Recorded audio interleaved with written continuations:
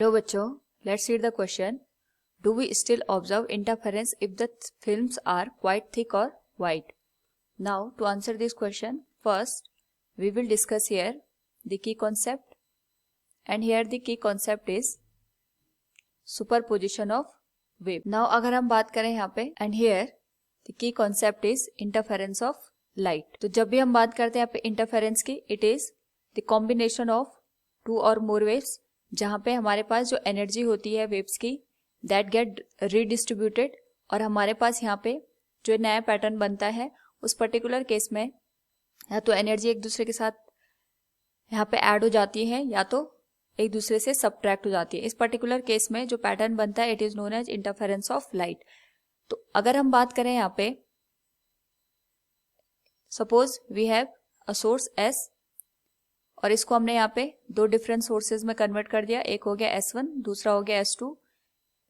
यहाँ पे हमने एक स्क्रीन रखी है, तो जो भी हमारे पास लाइट एमर्ज होगी फ्रॉम S1 एंड S2 ये एक दूसरे के साथ सुपर इम्पोज हो जाएगी, और जो हमारे पास स्क्रीन है यहाँ पे हमें एक पैटर्न देखने को मिलेगा. This is due to the combination और addition of energy from S1 and S2. तो यहाँ पे अगर हम बात करें जो हमारे पास फिल्म्स होती हैं उस केस में, सपोज ये फिल्म का अपर लेयर हो गया और ये डाउनवर्ड लेयर हो गया. इसमें अगर लाइट इंसिडेंट होती है इस तरीके से तो कुछ लाइट हमारे पास रिफ्लेक्ट हो जाती है और कुछ लाइट यहाँ पे रिफ्रैक्ट हो जाती है.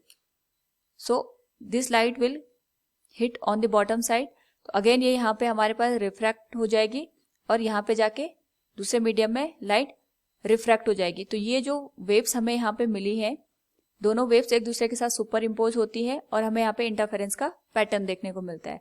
लेकिन अगर हम बात करें यहाँ पे इसके थिकनेस की, अगर हम यहाँ पे जो फिल्म है उसकी थिकनेस को इंक्रीज कर देते हैं, उस पर्टिकुलर केस में जो वेव्स हमारे पास यहाँ पे रिफ्रैक्शन और रिफ्लेक्शन के बाद हमें मिल रही है उनमें जो सुपरपोजिशन होता है वो हमारे पास यहाँ पे कम हो जाता है. यानी जो वेव्स होती हैं वो एक दूसरे के साथ यहाँ पे कंबाइंड नहीं हो पाती है, एंड जो भी हमारे पास यहाँ पे पैटर्न बनेगा इंटरफेरेंस का, that pattern will be very close to each other.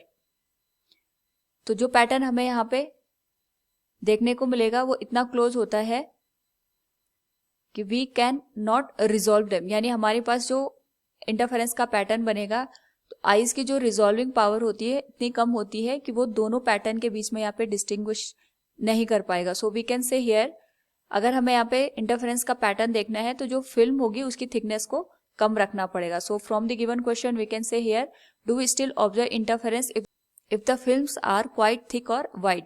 तो इसका आंसर हो जाएगा no, we can not observe the interference pattern if the films are quite thick और वाइड, सिंस जो हमारे पास यहाँ पे पैटर्न बनेगा वो बहुत क्लोज हो जाएगा और उसको वहाँ पे रिजॉल्व करना आसान नहीं होता है.